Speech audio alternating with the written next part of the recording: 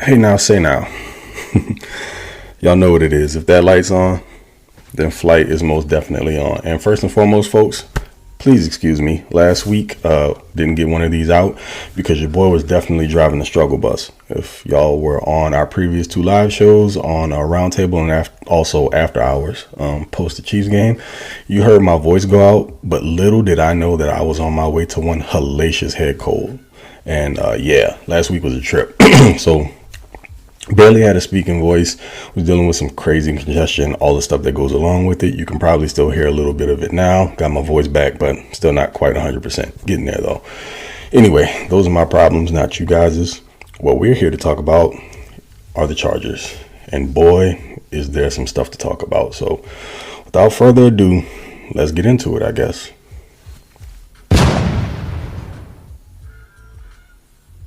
You folks are familiar with that feeling of impending doom, right? Yeah, so that was me the week leading into this Bucs matchup, and I'll explain why. You guys probably caught me and Jamie talking about our thought process leading into the last few games of the season and how we felt fairly confident about this Chargers matchup against the Bucs. And then the Chiefs game happens, and it's got to be like that KC voodoo crap, whatever's going on there, because Justin Herbert can never seem to get out of one of those games unscathed. He's almost always injured by the end of it, and that's what we saw again this time around. And immediately, that feeling set in for me because he was pretty well beat up. And throughout the week, you heard stories about him limping. I mean, you saw him a little bit at practice, not moving around. Of course, he was on the injury report. And as the week went on, the more and more unsettled I started to feel about this upcoming game. And then it was like, all right, well, if the guy can play, he will, but how mobile will he be? And then I got to thinking about Vita Vea and Kalijah Kancey and our joke of an interior offensive line. And yeah, I got concerned. Now, I assumed that the game would be close. Somehow the Chargers would still find a way to pull it out. I wasn't 100% certain at that point, but I couldn't have been more wrong. Not only was it not a close game, the Chargers ended up with the short end of the stick and got throttled 40-17. But you all know that. No need to revisit all the details. I mean, we're going to talk about some because we have to. But yeah, that was the outcome. And unfortunately, they're on a short week with another game coming up in the division. And there are a lot of questions to be answered. And I don't know that the Chargers are going to be able to answer them, at least not successfully, for this week. Guess we're going to have to wait and see. All right, here's your trigger warning. I'm going to have to rehash some of the traumas from last week. And as much as I hate to do it, we have to talk through some of this stuff. So feel free to fast forward through this part if you need to. I completely understand. No disrespect at all. No offense taken. So with that being said, let's do it. I was under the impression that everyone had thrown out their Thanksgiving leftovers, but apparently there was still some smoked turkey left in the fridge because that's exactly what the Buccaneers turned the Chargers into on last week. Now, offensively, in the first half, the Bolts scored on their first three drives. I mean, the first one, the opening offensive drive, was 10 plays, 70 yards, and they had like an 8-2 pass to run ratio, which was a little surprising based on Justin Herbert's condition and his lack of health, but they came out slinging it. And then came the dreaded second half blues, which are officially a thing. I mean, they've been a thing now for multiple weeks, but this is kind of the Chargers calling card at this point. They were outscored 27-0. That's 0 points for 2 full quarters against a team that's ranked, 27th in yards given up per game at 350 per, 20th in third down conversions allowed, and 19th in points allowed at 23. Now, the rotten cherry on top of this crap Sunday, the Chargers converted exactly 0 third down attempts. That's right. They went 0 for 6, which is ridiculous and inexcusable. I know they're missing guys on offense, specifically J.K. Dobbins. But again, this points to just how important that guy is, because right now there's no confidence in Gus Edwards and Kamani Vidal.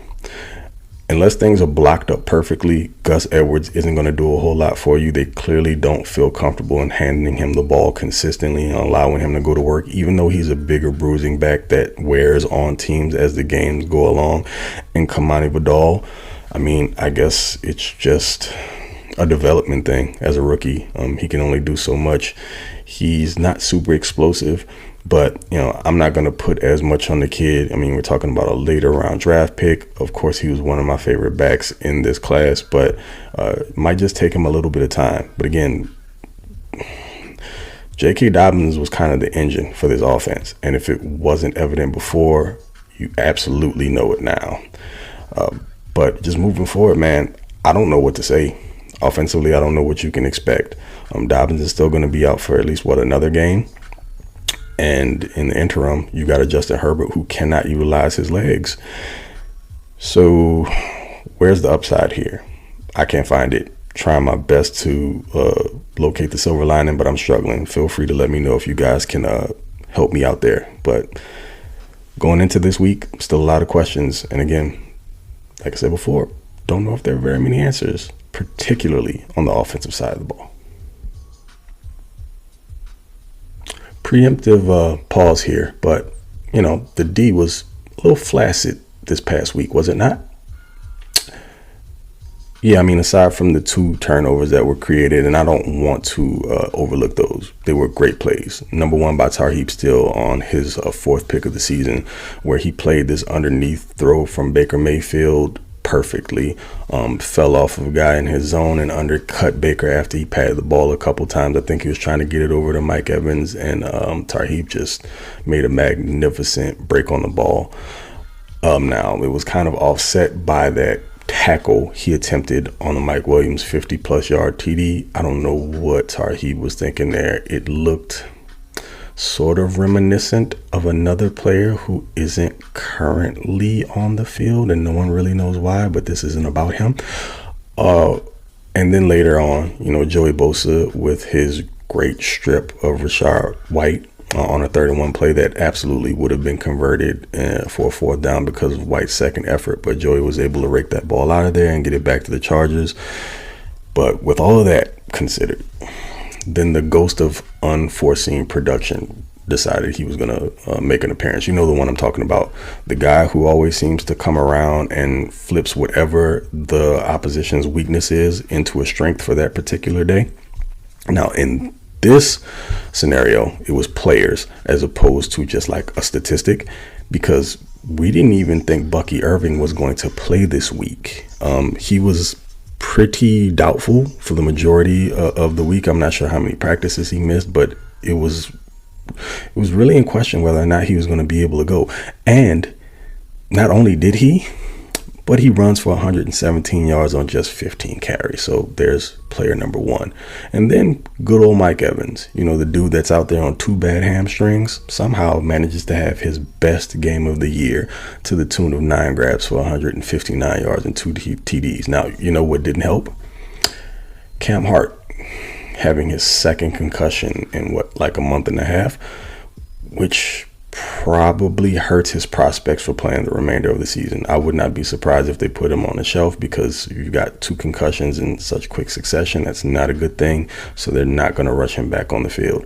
And then after that, you just didn't have the body type to match up against a Mike Evans. So they were put at a disadvantage there. But still, I mean, dude was working the Chargers secondary. And, you know, the fact that there was virtually no pass rush against Baker Mayfield did not help.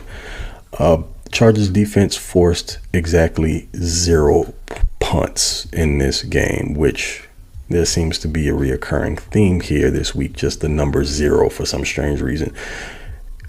Ridiculous. You have the number 1 scoring defense in the NFL, and yeah, that means you're able to keep teams from putting points up on the board. So it doesn't necessarily mean that you stop them with regard to yardage. You just kind of maybe play bend but don't break. But even keeping that in mind, not getting the Bucs off of the field a single time via the punt, inexcusable, especially when you know what your offense is out there producing. But the offense, again, is part of the problem, and that keeps coming up as well. But just kind of is what it is. And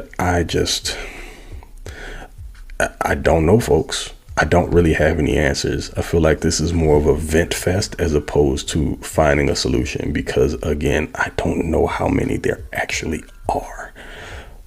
But you can't expect to have your defense go out there every week and save you. If you're only going to be on the field for a fraction of the plays that the opposition is on offense, then you're asking for problems, especially when you're playing against a high caliber offense.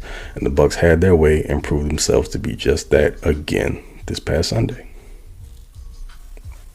Folks, I promise you, I take no joy in pinning the woes of this offense on a singular person because ultimately, at the end of the day, you can draw up the best plays, have the most fantastic scheme, and if players aren't executing and doing their job, then, none of that really matters. I get it.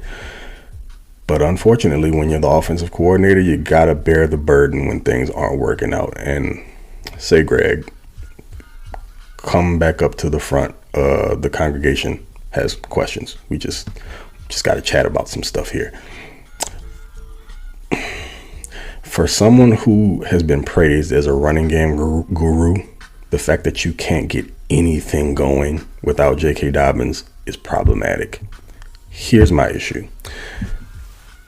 When you can't come out and run power and zone concepts the way that you want, just literally turning around and handing the ball off and then letting guys go to work, when that's not working or even viable, to be honest, because of the deficiencies in your interior offensive line, then you have to find other methods to incorporate that, which means you might have to razzle dazzle some stuff up. Now, again, I'm not an offensive coordinator, but I have over 30 plus years of experience between playing, coaching, and training football players. So I have a mind for the game. That being said, why is it that even I can understand that you have to incorporate more of the quick passing game if you want to be able to use that running game? Because here's the thing. If you do that, whether it be via screens, which the Chargers hardly ever run, and when they do run them, they throw them to the wrong people, and it's not really blocked very well, which makes me wonder how often they're practicing screenplays. And then you're not doing things to get the ball into the hands of your run after catch guys like QJ. Like you did a little bit better this week. QJ ran a few hitch routes where he was able to make some stuff happen. That's how he scored his touchdown this week. And he was able to get some yards after catch on a few others. Ladd is more of an intermediate guy. They don't really truly use him in the short game. But if you were to do more of this, more screens, more slants, more quick outs, it'll loosen the defense up and then allow you to get the running game going. You have to make the defense respect that they can't just sit in the box and attack you downhill. You have to be able to make them respect more of your perimeter game so that the linebackers get flowing in one direction or the other. And then again, that leaves less people in the box and it helps your porous interior out just a bit. And I don't understand why it is that Greg has not grasped that quite yet. We're now at the end of the season and I haven't seen very much of it, so I don't know if that's going to improve, but just a thought, Greg, feel free. I don't take any credit for that if you decide that that's the route that you want to go. I'm just trying to throw out some ideas that I think might possibly help. I would think some folks in the building would be doing that as well, and you're not just being stubborn old Greg Roman, but I digress. And even though this loss feels like it literally just happened, because it did. I mean, at the time you're seeing this, it'll be Tuesday, but the Chargers are going to have to throw that one in the incinerator, literally burn it and keep it pushing, because 2 days from now, they have a matchup against a hot Denver Broncos team. And this was the game that concerned me because the defense on the Denver side has been very good. I never really liked Bo Nix. Thought he wouldn't amount to much, but Sean Payton's got him playing a confident brand of ball, even though he didn't look so great this past week. Hopefully that carries over into Thursday. But nah, man, this offense has been lighting up the scoreboard. I mean, they've put up in the last 4 games, because they're on a 4-game tear, the lowest point output was 29 points. The other 3 games, 30 plus performances. So the defense could very well have another long day on its hands if the offense can't sustain drives and put points on the board. And again, not really sure how that's going to manifest itself, because You couldn't score in the second half against a Tampa Bay team that was missing multiple players. By the way, the defense for Tampa is not great, but two of their best players are in their secondary, both their safeties, and they were out. What's going to happen when you have to match up against Pat Surtain and company? Now, Pat went out with an injury near the end of their game against the Colts, but he was a full participant in practice on yesterday, which doesn't bode well for the prospects that he won't play. And so you got that guy on one side shutting down the field on whatever side he lines up on. And again, if you can't get your running game going or find a way to get it going with maybe, like I mentioned before, a short, quick game in the pass department, then yeah, you're looking at another situation where the Chargers are going to lose the time of possession battle, and it's going to give more opportunities for the Broncos to put points on the board, which they've been doing fantastically these last few weeks, and your defense is going to be gassed again. It's a divisional game, and we know what that means. The Broncos have already passed the Chargers due to last week's matchup, but then you could find yourself in a really, really awkward situation where those last two games are absolute must-wins, and in the playoffs, they start looking a little fainter with regard to your possibilities to actually make it into the dance. And I didn't think we'd be here, but in classic Chargers fashion, it might come down to the wire again. Hopefully not, but if we're just being realists about it. And to close this out, man, let's just be on the up and up about this, shall we? I think a lot of us developed some expectations with some of the early season performances from the Chargers against some bad teams, if we're being completely honest about it. And overall, this was always meant to be like a functional rebuild. For instance, like you have Thor and the Incredible Hulk basically manning the tackle spots, but you got Larry, Curly, and Moe on the interior, which severely limits both the run and passing game, and has contributed to a significantly battered and bruised Justin Herbert. You have a handful of cast-offs from other teams with a lot to prove that, they've gelled with the rest of the unit and in a few instances performed above fans' expectations. But then you've seen a couple guys teeter between the Chariot and the Pumpkin all within the same game. Long story less long, this team basically lacks the top end talent. Hell, even baseline average players in key positions that other teams have. And you see that when you're playing the better teams in the league. I picked this team to win 11 games, and I believe they'll still finish with no less than 10. It's kind of murky right now just based on who's going to be available and what's going on the offensive side of the ball. But even though that's right in line with preseason expectations, it still somehow feels disappointing. I guess sometimes it's not necessarily about the result, but the path can actually make you feel a little squeamish about things overall. But again, I digress. It is what it is. But that's it for me, folks. I'm going to go take a decongestant and get to work on some other stuff that I have to do. But I appreciate you for joining me here. As usual, you can catch us throughout the week on our various shows, and see you for After Hours on Thursday night. Should be colorful one way or the other. But until then, you know who I be, Mr. TOP_FLYT3 if you want to follow me on Twitter. And see you next time around. Hopefully I'll be feeling 100%, and the Chargers will be up another dub in the win column. So again, till next time, go on.